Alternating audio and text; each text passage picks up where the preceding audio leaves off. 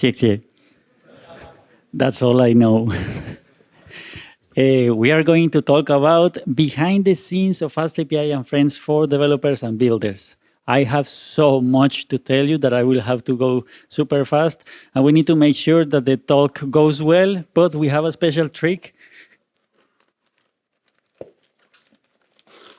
So now we are safe. Yes. Actually, who gave me this? I don't see you. Yeah, they just gave it to me like 5 minutes ago, like just in time. Perfect. I am Sebastián Ramirez. You can find me online as Tiangolo. I created some open source projects, and now I'm creating FastAPI Cloud. I will tell you a little bit about all that in a second. First, FastAPI. I am here because of FastAPI. That's why they invited me. Have you ever heard of FastAPI? Please raise your hand. Yes, a lot of people. That's so cool. Have you ever used FastAPI? Nice, that's so many people. That's so cool. Okay, nice. For those of you that don't know or haven't used it yet, FastAPI is an open source web APIs Python framework. That's what it is. We are not going to see how to use FastAPI, just a little bit of the story behind what it is and like the story behind and like ideas from FastAPI for developers and builders. So a little bit about FastAPI. It currently has at some point recently, it reached 84,000 GitHub stars, which put it right on top of Django. So now FastAPI is the most starred framework across all languages. After FastAPI is Django, then is Gin in Golang, and then Laravel in PHP. So the top 2 frameworks across all languages for building backends are in Python. Yay, Python!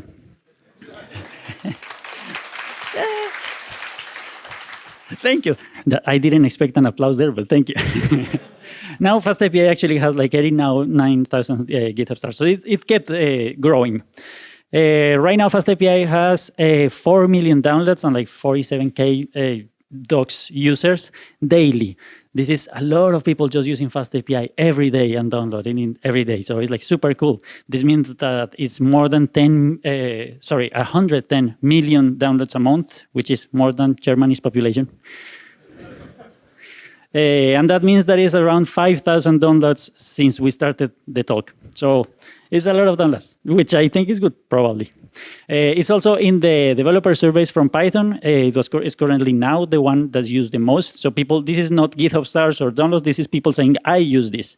So now it's like the one that is used the most across all of them. I never expected that, but that's super cool. Also in the Stack Overflow developer survey, it kept growing from the 3% to 14%. Above Spring Boot, Flask, .NET, WordPress, Django, AngularJS, because Stack Overflow has no idea what frontend and backend means, so it just mixes everything. But good, FastAPI stonks, yay! Now, another way to see about FastAPI is which companies are using it. You might recognize one of the logos there. Another way to see is what are the types of things that they are building with FastAPI. So for example, this is an image taken by the space telescope called Webb. It's in a telescope in space. FastAPI has nothing to do with that yet. The telescope takes a lot of science information and sends it to the Earth. And then from the Earth, they transfer all the scientific information around the globe using FastAPI. So that's super cool. They also use it for ChatGPT, and OpenAI is just a bunch of FastAPI underneath. They also use it to simulate galaxies in supercomputers, and that led to a proposal to observe the first quasar, which is super cool, and I have no idea what it means. But I'm pretty sure it's cool. I promise you. It's also used to control particle accelerators at CERN, like the Large Hadron Collider. Sounds cool and very scary. I hope it works well. So yay, FastAPI. This is about FastAPI. This is sort of to convince you why anything that I have to say could be interesting to you. Like, why will it be relevant at all? Now I'm going to tell you a little bit about my background and like my mini history or mini story, I guess. So I am from Colombia. That's why the accent. But now I live in Germany, so it's the same accent, but with sausages. A little bit about my academical background. So this is my last official diploma. Don't get confused with the Gothic letters saying diploma. This is preschool. So I am sort of a kindergarten dropout. I didn't go to school. I was homeschooled all my life. I was studying at home and just like studying everything at home. I got into computers, then some video edition, music production, graphic design, web development. I was trying to set up some systems for my parents' small business, which they didn't need, and this will be important in a second. The thing is, I was trying to be this guy, trying to do everything and touch everything and play around with all the stuff that I could. This is me trying to set up a website for my parents or something like that. Again, this guy. Then at some point, I ended up studying a bunch of online courses and learning a lot about cryptography, algorithms, machine learning, whatnot, a lot of things. With that, I ended up working with teams from a bunch of different places and teaching them to speak with Colombian accent. That allowed me to build a bunch of applications with all these teams that I was working with and teams that I was leading. And we got the chance to iterate and iterate and iterate and like build many applications that were similar in some ways, but building them from scratch so we could build a new method, a better method every time that we were just like doing that. This allowed me to see all the complexity that was behind the scenes, but also all the patterns that were like repeated all the time and the things that could be extracted, like all that complexity that could be extracted. And that it was always trying to solve a problem with a focus on solving a problem, a specific problem that we were building for some application, for something, or like a problem, like it was always a problem for me, solving a problem for me, or for my team, or for the product, or for everything. It was always with this focus of trying to solve a specific problem. This is what led to all the open source packages that I ended up building, just to solve a problem. That was the main thing. And actually, it's a bunch of tape underneath, but just don't look. And this is probably like the first controversial tip I have for you. I think this focus on innovation and disrupting a market and like all that stuff and like, oh, the innovation, I think is wrong. I think innovation is a side effect of solving a problem. And I think the focus should be on solving a problem. This is what ends up leading to innovation, but the focus should be on solving a problem. But to solve a problem, you have to become a power user first. So if you are actually focused on solving a problem and not on figuring out how to innovate, then the first thing that you need to see is, are there any tools that I can use to solve this problem?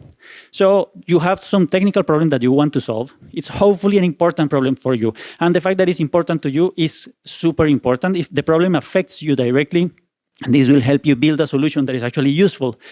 Otherwise, you end up like me trying to build systems for my parents, and my parents didn't like computers, and then it doesn't work well. But if you are the main owner of that problem, it helps a lot so that you can build a solution that is actually useful. But then the next thing that you should do, of course, all this that I'm saying is take everything. Imagine that at every point I say, in my opinion, take it with a grain of salt or whatever. I won't keep repeating that phrase because we don't have time. But imagine that this is all a very subjective opinion. The next thing is just to study the tools that are already there. There are a bunch of tools and a bunch of things that you can already use.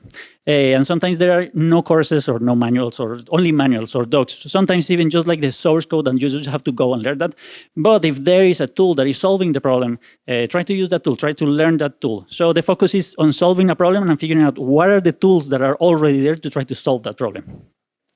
So always, this is the focus, solving a problem, not innovating, solving a problem, like this guy. So if you remember anything from this talk, it should be to solve a problem, then to focus on solving a problem, and then to go and solve a problem. These are the three most important points. Now, let's say that, okay, you try to see what are the things that are already out there, and you have a problem that you want to solve, and definitely that you think you need to actually go and build something. So now I'm going to give you some tips for going and building a product. It could be an open source project, or it could be a product, a commercial product, or like a solution.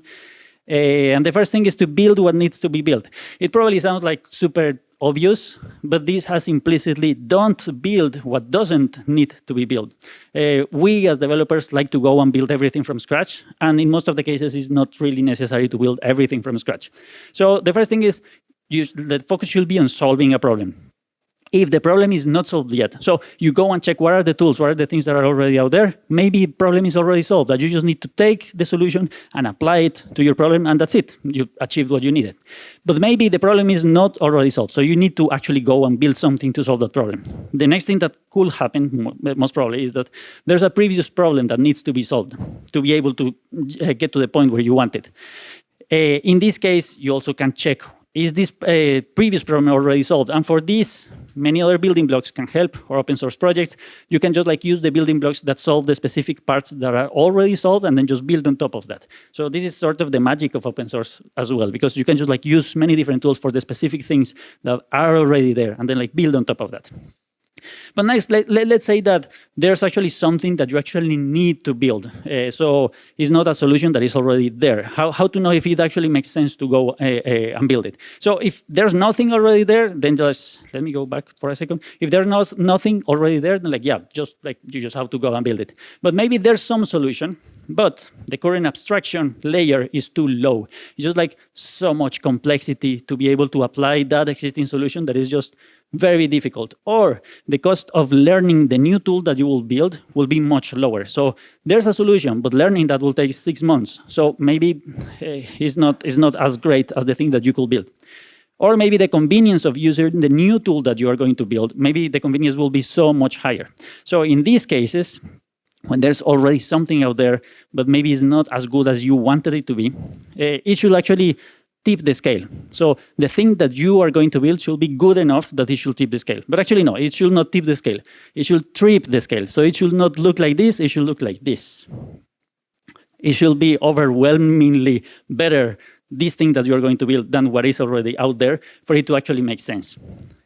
Now, the next tip is optimize for the user, not for the maintainer. When we are developing something, it's very, I don't know, intrinsic and like automatic to try to make your own work easier and try to make it easier to maintain the tool. But then you have to keep pushing yourself to make it easier for the final user and to make it easier for them, even if that means more work for you. So adapt the point of view of the user. And then you can also design the user experience first and then build the internals to fit that user experience. For example, auto-completion depends on types. If you are building a library, if you're building a package or something for other users to use, auto-completion depends on you adding the type annotations. Inline errors in the editor also depend on these type annotations. Explicit parameters also help with all this, instead of using quarks. If you have not seen this, let me give you a quick example. Let's say that we have this function called process. And this, in Python, we can say, okay, this is going to receive one parameter called quarks, but this parameter has this double asterisk before. So what Python is going to do is that anything, when someone is calling this function, any keyword argument that the user passes when calling this function is going to go inside of this. This is going to be a dict. So the key of the dict is going to be whatever was the keyword parameter, and the value that they pass is going to be the value of this dictionary. And then internally, just you use it as a dictionary. So here we are saying this process function will accept whatever, will accept quarks. And then from inside, we're going to get the keyword argument name. And from this, we're going to get some value, and then we're going to print that value. So this is super powerful, super dynamic, and super difficult for the final user. When the final user tries to use this, they try to trigger the tooltips, and the editor is going to tell them, okay, what are the parameters that I can pass to the function? The tooltip is going to tell them quarks. It's like, unknown, I don't know. And then you trigger auto-completion, and it's going to say just quarks. You know, it's like, it doesn't say, oh, maybe you can pass the name here. No, it's just like quarks. So this is not a great developer experience. I don't know if you heard the saying, if it quacks like a dog. Well, if it quacks like a dog, then maybe it's a dog. If it quarks like a dog, maybe, I don't know, it's a dog. But this doesn't look very easy to use.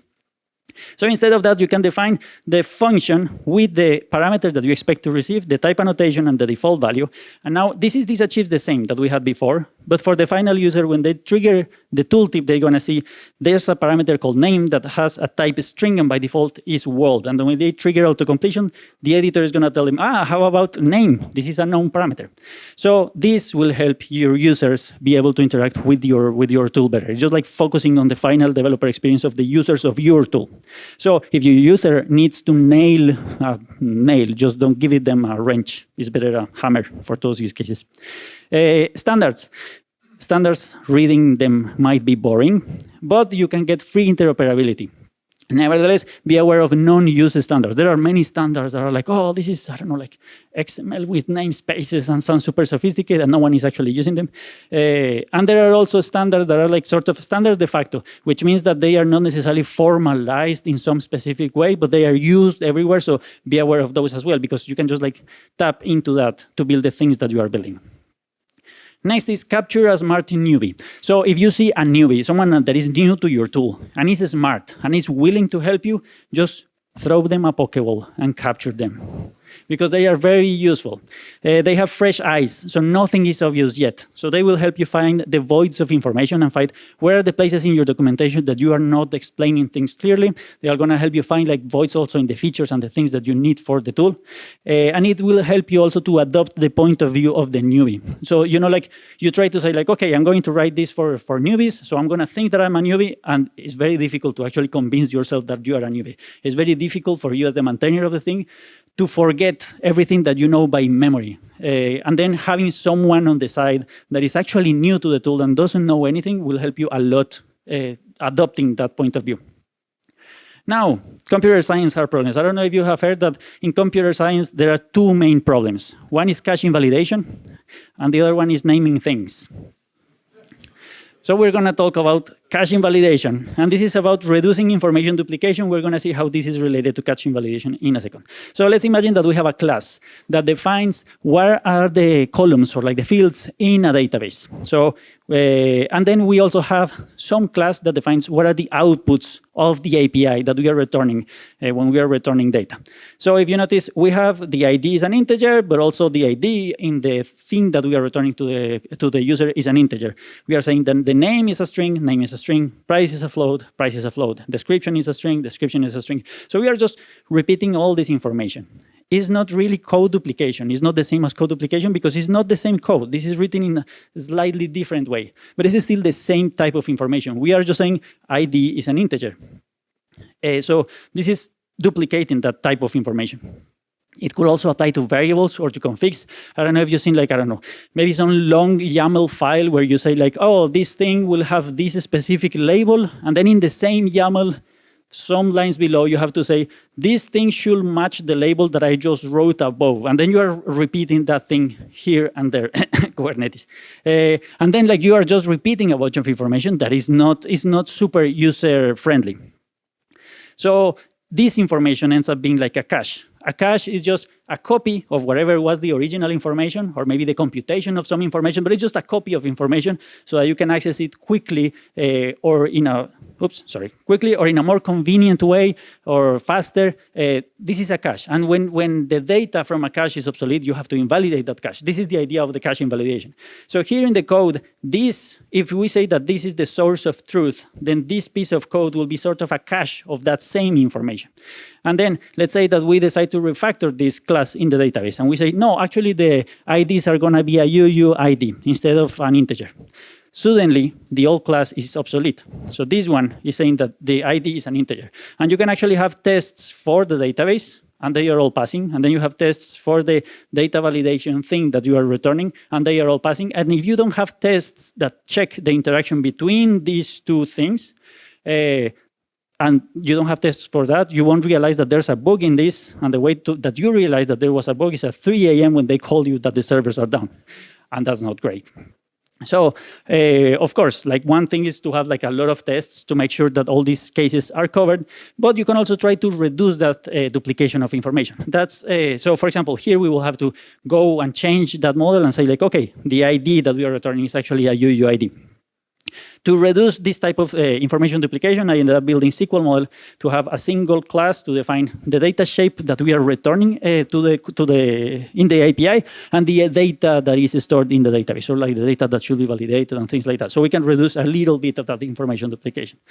But there are some cases where you cannot just remove the duplication of information. So in those cases, you can keep it close. If a duplication is needed, try to keep it close, because by keeping it close, you will reduce the out-of-sync problems. Let me give you an example. In FastAPI, if you define a path operation and you define some parameter in this path, for example, item ID, you also need to define this parameter inside of the function, here, item ID. So it's actually the same text, and it's written in two places. There's no way to avoid it. It's just there's no way to write the code without having to write this in two places. But by keeping it close, if you decide to change this parameter to something else, now it's not going to be called item ID, it's going to be called stinky tofu. I don't know. Then now you're going to be able to see that this is actually different, that one is different from the other, and it's going to help you to visually detect that there is an out of sync problem. If the line that says what is the path and what are the path parameters, and the line that extracts those parameters from the path are in two different files, it's going to be super difficult to detect that you have a problem here, that the duplication of information is not consistent. So imagine that you have, like, I don't know, some files with some routes and then another file that has the handlers. If they are just like two different files, you just won't be able to see this easily. So if you have duplication of things, just try to eat one and just keep a single one or put them together. Now, the next problem in computer science, naming things. So for this one, you can try to reduce the ambiguity. And this means just avoid different things with the same name.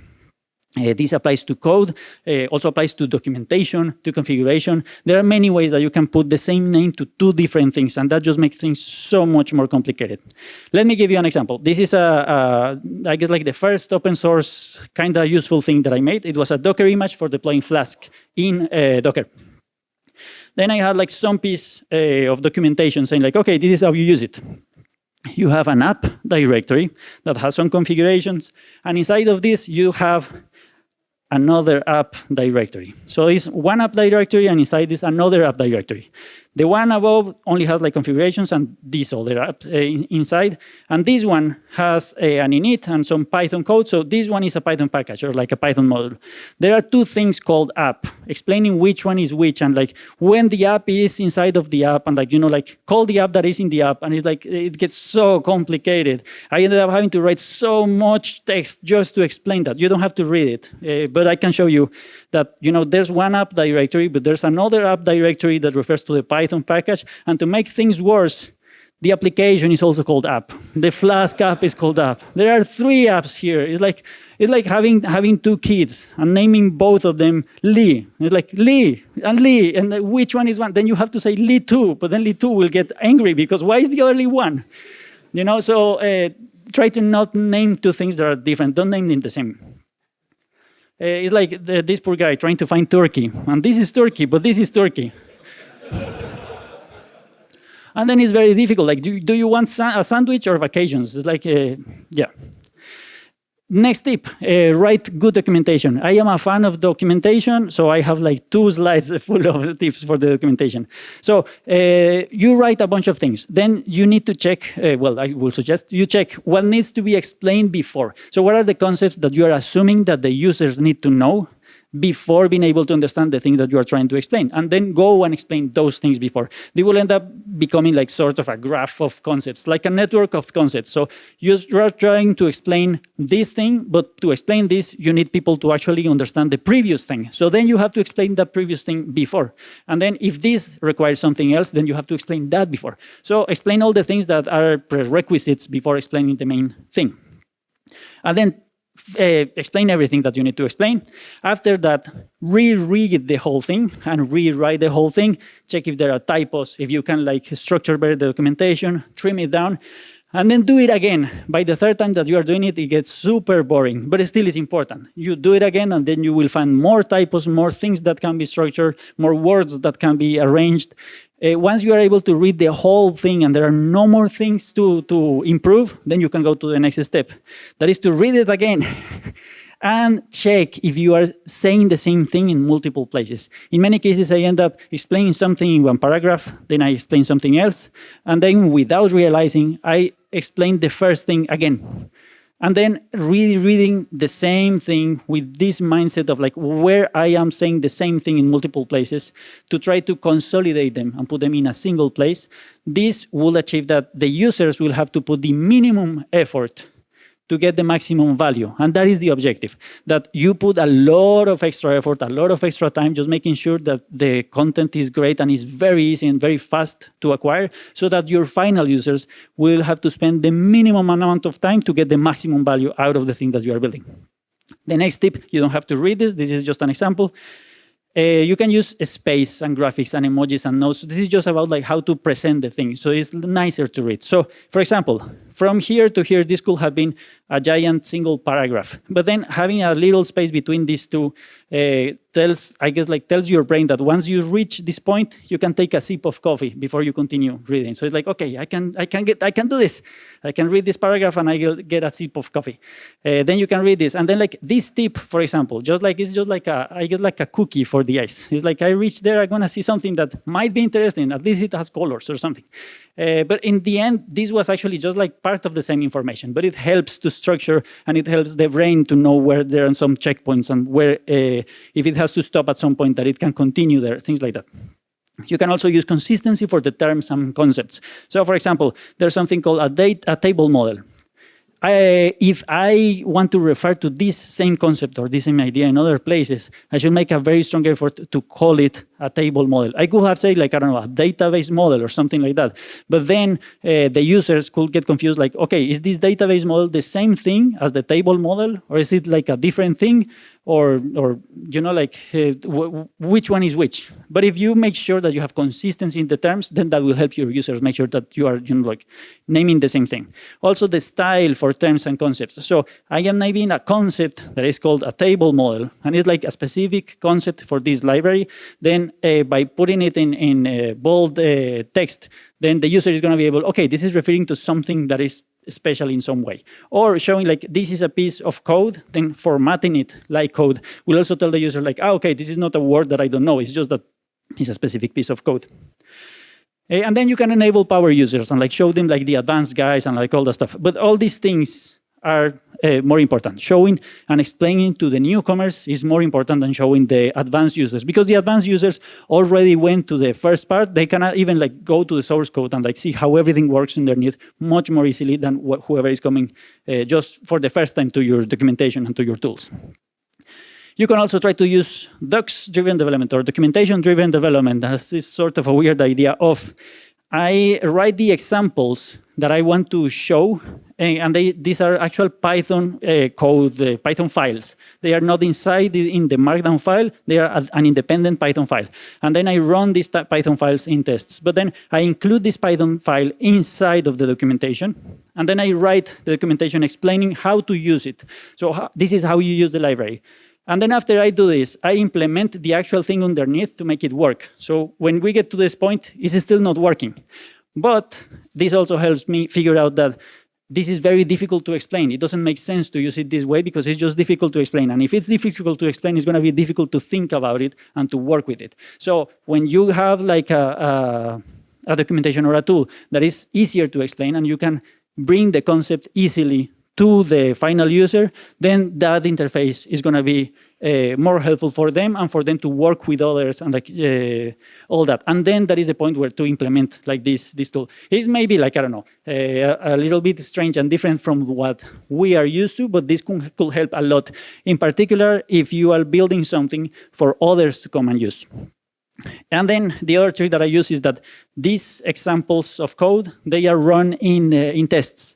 So if you copy paste a little piece of code from FastAPI or like from one of these projects, it will always work because it's tested on CI. So there's no way that it could get obsolete and then you copy something and it just explodes because it's just tested in CI. So if something explodes, I will fix it right in the same PR that will break the thing. So use the tools that you have at hand to make like reading the documentation and learning how to use your tool more amenable.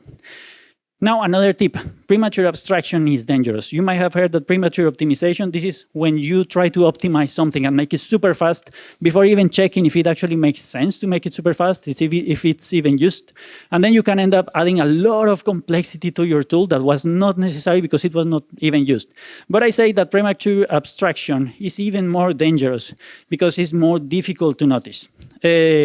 And you can try to reduce the constraints and the abstraction layers. So I don't know if you have seen, for example, a class that needs to call another class method, and all these could have been a function. And then you have to create a class that instantiates another class, that blah, blah, blah, a bunch of stuff that looks super sophisticated, but in the end, it was not necessarily to have like something that complex. So, and it's harder to detect because it looks very engineered, like, oh, this is so sophisticated code. But in the end, it did the same that the other simpler thing.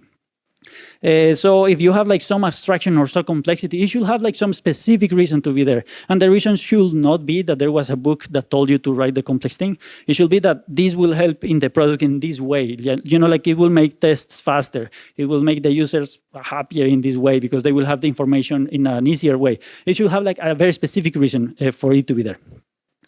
Then you can optimize for the evolution of the code and not for the architecture. So it's more important and it's better being able to refactor the code and change it and evolve it over time than to have a pristine first architecture. If you spend a very long time just structuring how are the files organized and the classes and everything, before even building the first thing that your users are going to use, you can be spending too much time and too much complexity and making it slower to keep building the thing. Something that will help you to be able to refactor and to evolve are type annotations. And you don't have to put up type annotations everywhere. It's mainly on the inputs and outputs of the functions and in the classes that store your data, like data classes or pedantic fields. Those are the main places where you need to put type annotations. It's not everywhere, it's just in these two places, but then the editor is going to be able to help you with auto-completion and inline errors pretty much everywhere else. Also tests, because if you have tests, then you can refactor everything and you will see if you actually broke something or not. The tests are not written, you know, like the value of the tests are not for when you are writing the feature.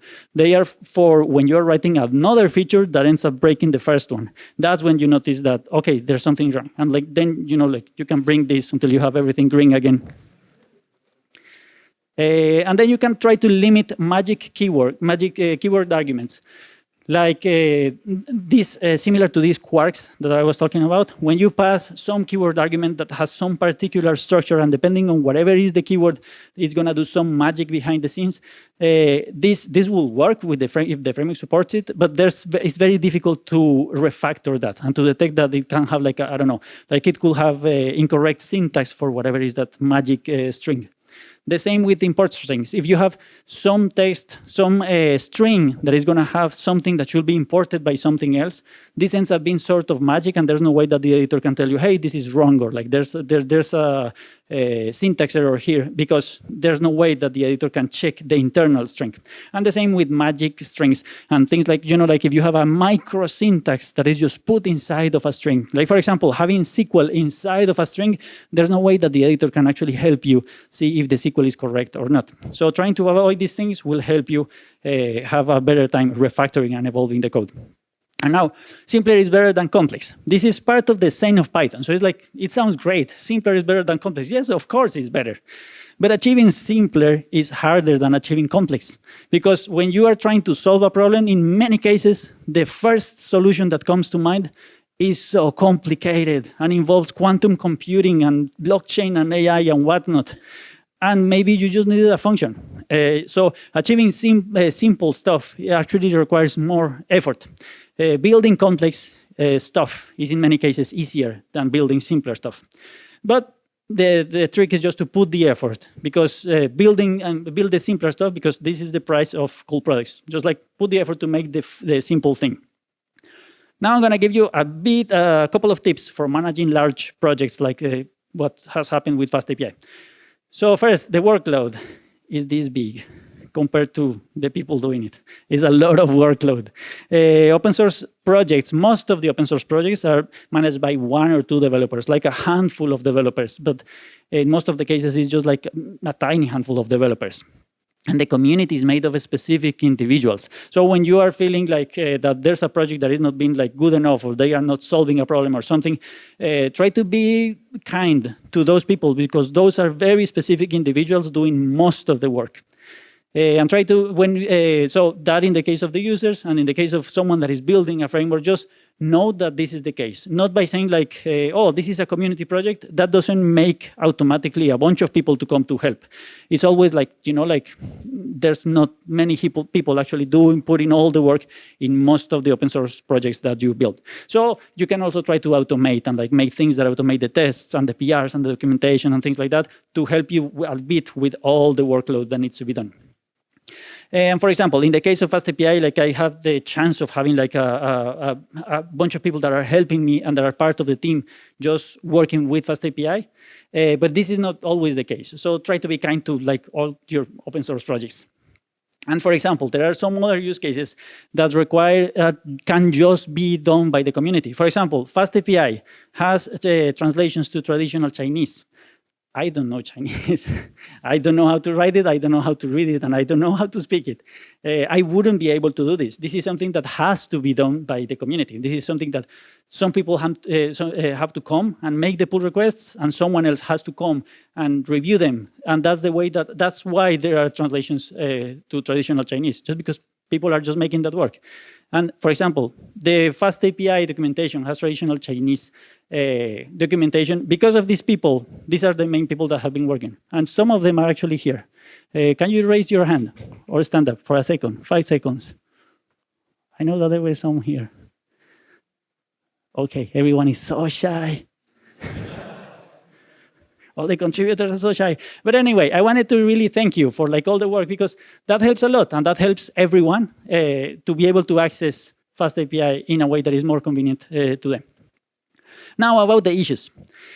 90% of the issues that people report to open source projects are actually user errors. And that also includes me. When I was reporting issues to open source projects, in most of the cases, it was just my error, but I will assume that it was a problem there. And if it's allowed, then users will more easily go and report them as bugs and say oh, there's a bug in this framework because this is not working. And it was actually that I didn't read the documentation properly and I did something wrong. Or in many cases, users will not provide enough information for you to be able to replicate the problem. So you can try to use templates for the questions and for the issues so that that helps the users give you all the information that you need to be able to help them. So for example, what is the version of Python you're using, the version of FastAPI, the environment, all that stuff, that will help them give you enough information to be able to help them. And then a lot of the work goes to just answering those questions. So I ended up setting up the FastAPI experts. These are the people that come and help others with their questions, and the list is actually quite longer. But these are the top FastAPI experts of all time. So they have been helping a bunch of other people just with their questions. This is one of the things that consumes most of the time for most open source projects, just answering questions from others. And it's one of the things that is the easiest to actually go and help. So if you want to help an open source project, FastAPI or any other, you can go and check the issues and check the discussions and go just and help them and answer some of the questions and help some people debug their issues. This will free a lot of the time for the maintainers to be able to check other discussions or work on other PRs or things like that. Now, there are also many drive-by PRs. So someone comes and just shoots a PR at you and they just leave and just leave it there. It happens in many cases. In some cases, they have many files, or they have multiple features at the same time, or they have tests failing, or they have no tests covering the actual feature, or maybe there's no clear objective for the PR, maybe there's no specific use case, or maybe they are out of scope. Or maybe the PR has some conflicts with the future plans for things that you wanted to build. Or sometimes Will McGugan is the guy that created Rich, that is the tool for displaying information in the beautiful information in the terminal. And he said, there are some cakes that are like cake, and some PRs that are like cake, and some PRs that are like poopies. So when they are cake, you just eat them, and you're happy, and you just take them, and you just continue with your day. When they are poopies, they are super nice. They are happy, they are beautiful, but they poop. And then you have to take care of them, and you have to take them for walks. And sometimes they poop a lot. And then you have to maintain them for all their life. So sometimes it's just a lot of extra work that you are accepting when you are accepting a PR. And this is all, I guess it's a skill that has to be developed to be able to say no, and to be able to do it in a polite way, and to be able to be, grateful for all the work and the effort that the person put into making a PR.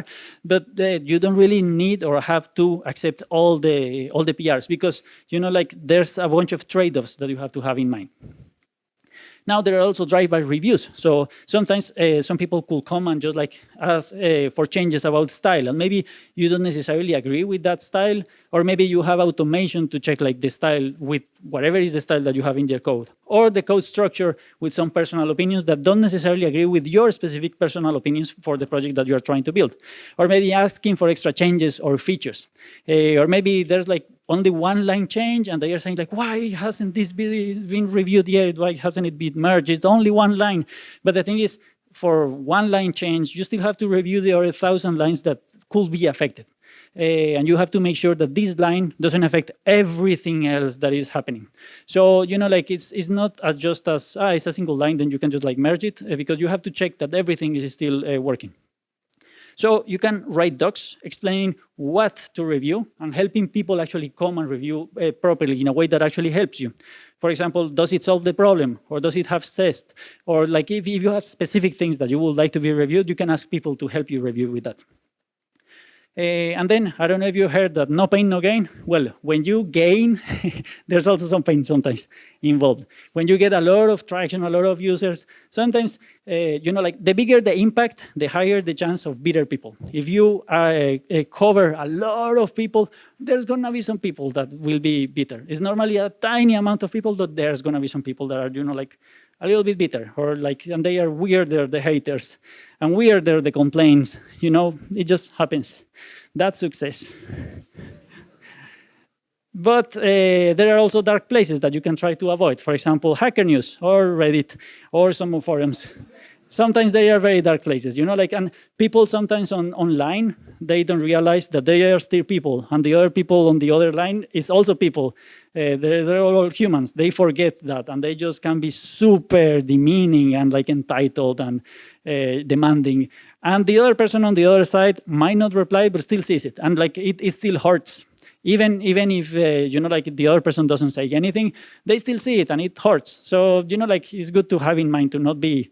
Try to not be demeaning. Like, say whatever you have to say as if your boss was hearing you, and your wife, and your mother-in-law. And then, like, would you actually say that to that person face to face if all these people were around checking what you are saying? And then, like, say it in a way that will be okay for your wife, your boss, and your mother-in-law. For example, in Reddit, at some point someone said, I like FastAPI, but I hate the documentation. If anything is a red flag for me, it's the use of emojis in the documentation. That being said, I tried it and it works pretty well. I particularly like that it's ASCII. So in the end, it actually worked. But this person really didn't like the terrible fact that it uses emojis. So someone came and said, emojis in the documentation, can you please elaborate on why this is a red flag? And then the original poster came back and said, it's clearly a sign that the devs consume hard drugs. And that's Reddit. Then I came back and I said, this is funny, I'm screenshotting this. It can get quite crazy quite fast. And then, well, it was useful because now we are laughing. But that's success, great success. And if you're wondering, I do consume lots of coffee, maybe that counts. The thing is, your attention is valuable, and reward your attention carefully because it's valuable and important. Whatever you bring your attention to brings visibility and importance to the topic that you are giving your attention to. If you're like this and you're feeling like bitter with all the stuff that you're receiving online, remember that not everything deserves your energy, and your energy is very valuable. Then a little bit about the culture. Don't try to convince entitled, annoying people, because if you convince them, oh, come to the project, and they are super entitled and annoying, if you convince them, they are going to be entitled and annoying inside of your project, and then you have to deal with them more. So don't convince them. Try to keep the toxic people away. The bad ones tend to fall on their own. If you just don't pay attention, don't engage, that's probably the worst that you can do to them, because they are going to feel like, oh, okay, I'm just screaming into the void, and that's better.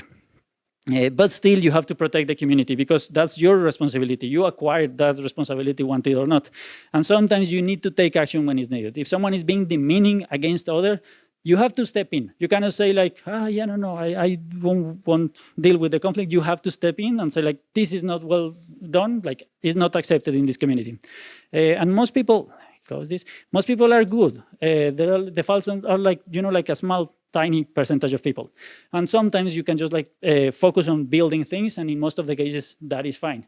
It's just like, like when something is actually affecting someone else in your community that you have to step in. But in most of the cases, you can just focus on solving a problem. And when you get positive feedback, try to save that. for later, because it really helps. It actually helps boost your energy. A little bit about sustainability. Sponsors are friendly, which is not necessarily expected. And small sponsorships will make you happy, but won't necessarily sustain. And the sizable recurrent sponsorships are actually rare. So thinking about I'm going to build an open source project, I'm just going to work with sponsorships is not necessarily that easy, because mainly the big sponsorships are mainly receiving something extra in exchange, like a badge in the docs or consultancy time or something else. So in the end, it's sort of a transaction. You're kind of selling something either way. In that case, building something in open source will become sort of from the capitalistic financial point of view, becomes sort of a distribution or marketing for the thing that you are selling. And I want to introduce you to the boss ticket factor. Some of you might have heard about the boss factor. What happens in case Sebastian gets hit by a boss? And I think this approach is, one or two developers are the ones maintaining most of the open source projects. So worrying about the boss factor is not necessarily the best thing to worry about. This is the case for most projects, even the biggest ones. If you are using Django or Flask or whatnot, most of the cases it's just a handful of people doing the work. And we are pretty much fine.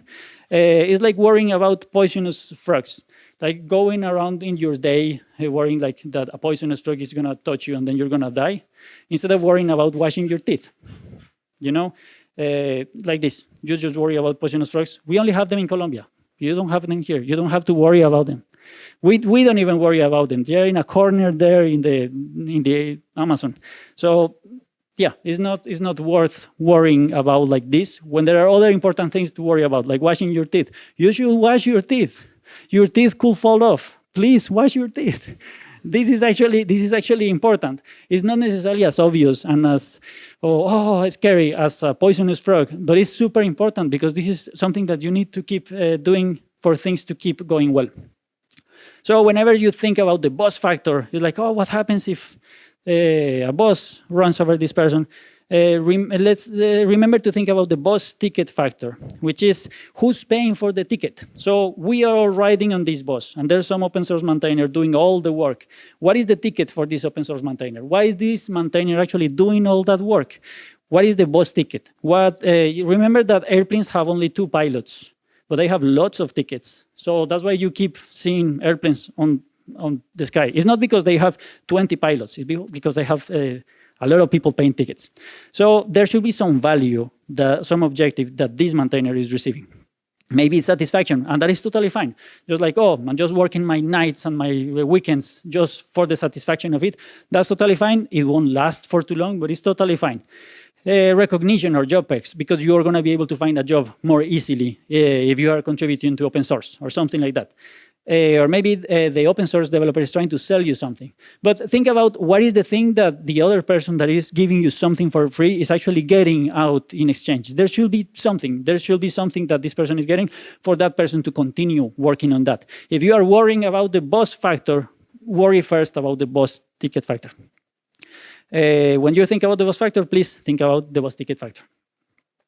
Now I'm going to tell you a tiny bit about the next problem to solve, which is sort of a shameless plug. But the thing is, this is taking all these ideas that I have been explaining to you and how I ended up trying to apply them to build a product. So the idea with FastAPI was for you to be able to make an application that is working pretty much production ready, but I only got it to, it's working on your laptop. And then deploying it can be quite overwhelming. If you check out the cloud native landscape, this is not mocking, this is the official website of the cloud native landscape. It can get quite overwhelming. So I wanted to reduce all that complexity and make it super simple for you. Just build a FastAPI application, FastAPI deploy, and then we take care of the rest. And we just deploy it, scale it, HTTPS, autoscaling, all that stuff. That was the intention. But it's again, I want to show you this is because it's an example of all these ideas, trying to solve a problem that the abstraction layer was probably too low and trying to focus on the final developer user that is actually using the tool and making it accessible and simple to use. Is trying to apply all these ideas that I have been telling you about to now is actually a product. So this is my invitation for you. Go and solve a problem, focus on solving a problem, and go and solve it, solve a problem. And nobody expects the end of the talk, but this is what I have for you. Thank you very much.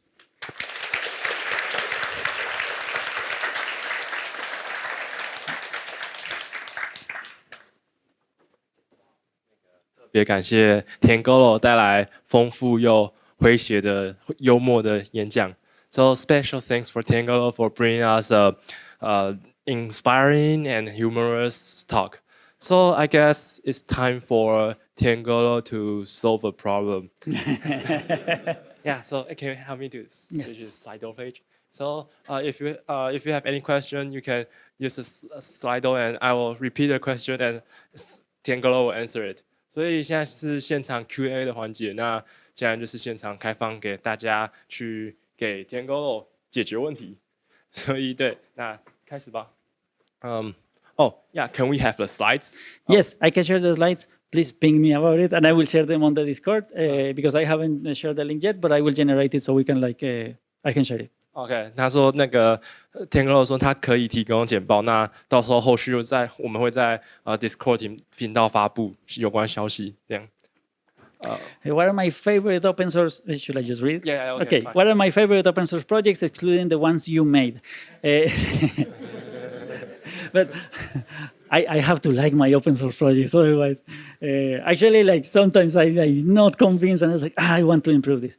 There are many open source projects. Like I really like the open source projects that I built stuff on top. So, for example, I really like Starlet, Ubicorn, Pydantic, and I built FastAPI on top of them. There are many things that I really like. For example, MakeDocs for handling documentation, HTTPX for handling the client communication using HTTP. I really like that. Async is built on top of NEIO, so I like a lot of NEIO. I really like all the tools from Astral, like UV and Rough. They are so performant and so well made. I really enjoy that. There are so many, like I could keep on and on and on, but like those are good to start. Nice. When you migrated FastAPI from Pydantic version 1 to Pydantic version 2, what challenges did you encounter? All of them. It was very difficult. And I actually had, I had this special benefit of being friends with all the Pydantic people. So they actually sort of assigned me someone like, what do you need? What do you need us to build to be able to migrate? And I just asked them stuff, and they worked for a week on just like building what I needed to be able to migrate. And still it was like difficult because in FastAPI, I'm making a lot of internals. This is a form of it. I cannot get distracted. I'm using a lot of the internal stuff from Pydantic inside of FastAPI, so that adds the complexity to FastAPI. For the final users, the migration should be quite easy. And actually, like this was the point, that now if you install FastAPI, it's compatible with, if you have Pydantic version 2 installed, it's going to use Pydantic version 2. If you have Pydantic version 1, it's going to use Pydantic version 1. So it's actually compatible with both at the same time. This was quite complicated, but like it worked in the end. What makes a problem a good problem? Could you explain your thinking process when it comes to picking the right problem to solve? So the first thing is, hopefully there is a problem that is important to you, to yourself. Because that means that when you build a solution, you're going to be the first one to know this solution is actually useful or not. If you are building a solution for your parents, you're going to build a bunch of things, and then you show them, and they're like, meh. Maybe they say like, that's super cool, great job. I have no idea how it works. And they just prefer to keep using paper and like pencil. Like in the case of my parents, it was just easier to handle the paper with their pencils with colors and things like that. They just were able to organize their stuff better that way. So it was, like I was trying to apply a solution that will work for me, but not for them. So if you are the owner of the problem, that helps a lot. Then these things that I was showing you, checking the abstraction layer of the current solution, or checking if the new tool that you will build will be much better. Checking all these things, that is a good threshold for figuring out if it makes sense to actually build something new or not. So for example, in the FastAPI docs, and there was a point when I was thinking, should I add something in FastAPI specifically for authentication? And it was like, it's actually going to be more difficult, or like comparatively difficult, to explain how to use this authentication extension than how to use the building blocks underneath. So I prefer to explain the building blocks underneath. I normally prefer to explain the building blocks underneath. And that also applies to the products. I used to have like one of the most popular websites for explaining how to use an alternative to Kubernetes. But then that thing got deprecated, and it's just like not maintained anymore. So we're like, okay, no, Kubernetes won. But then like by default, I would just explain how to use whatever is the tool to use. But then Kubernetes is just so complicated that it was like, it doesn't really make sense to, like I teach you FastAPI in a week, and then like the next 6 months, we're gonna learn Kubernetes. That didn't really make sense to me. So it was like, okay, maybe this abstraction layer doesn't seem good enough for me. It makes sense to build something on top. So I think like these ideas that I was sharing, these are the same ideas sort of that I apply to decide what to build. Next. Can you hold this? Okay. Wait, this is answering the previous question. UV versus poetry. UV all the way. I actually even built... I'm sorry. I actually even built plugins for poetry. But the thing is, poetry doesn't have the way to support like all the things that UV can support. UV can be so much faster in many things. And the log is using the new format, although poetry is adding support for the new format. But there are like, it was just so much performance. I actually like built a plugin, and I suggested the team that works on poetry, hey, would you like to maintain this plugin? Because like, I was using it, but I am not being able to use it anymore. And they told me like, sorry, but no, like we have our hands full. We cannot really, like with barely coping with just like handling poetry. So, like it was like, okay, UV is the thing that is working for me the best right now. What metrics over approaches? I'm sorry, did I hurt someone? What metrics? UV poetry was great. I think it was an amazing stepping block, what is the term? Like an amazing milestone for Python. Just being able to have a lock of the exact dependencies that should be installed and to have replicability, that was amazing. And like poetry was my main recommendation for quite a long while. What metrics or approaches have you found effective for measuring developer experience that other projects could adopt? I think hiring a newbie, or like capturing it with Pokeball, so that you can use their eyes to see, is this thing that you're explaining actually easy or not? Nice, thank you. Doc is time and energy consuming. Yes. How to doc your code in an easy, consistent way when project keep growing and project goals keep change with time. I think it's important to assign value and resources to documentation. I think I write more Markdown than Python.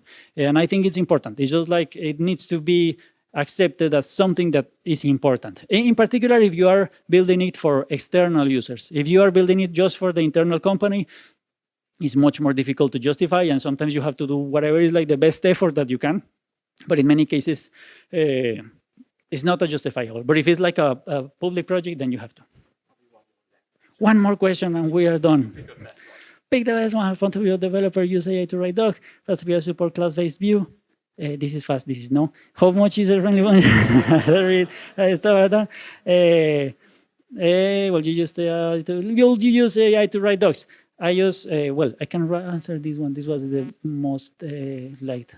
Friendly, how much user-friendly functions and doc read stuff are done by your single-handedly? There's some stuff I try to escape. I do a lot of this. I do most of the writing the docs. I actually do a lot of it. I do a lot of the writing the docs and rewriting and rereading, and sometimes it just like takes 1 or 2 days to just write a single page in the docs because I keep doing this process. But the final result in the end is worth it. If you are building something for developers, for external developers, those are your final users, then like I think it's totally worth it. If you are building it for the 5 colleagues that are going to use your tool, then maybe it's not as worth it to spend so much time. But yeah, otherwise, yes. And I can ask the other questions outside. So if you have any questions more, okay. So if you want to ask more questions, you can ask Tangolo outside. So I believe Tangolo solve everyone's questions.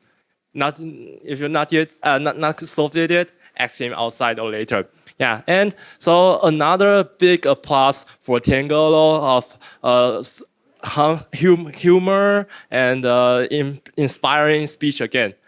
Thank you.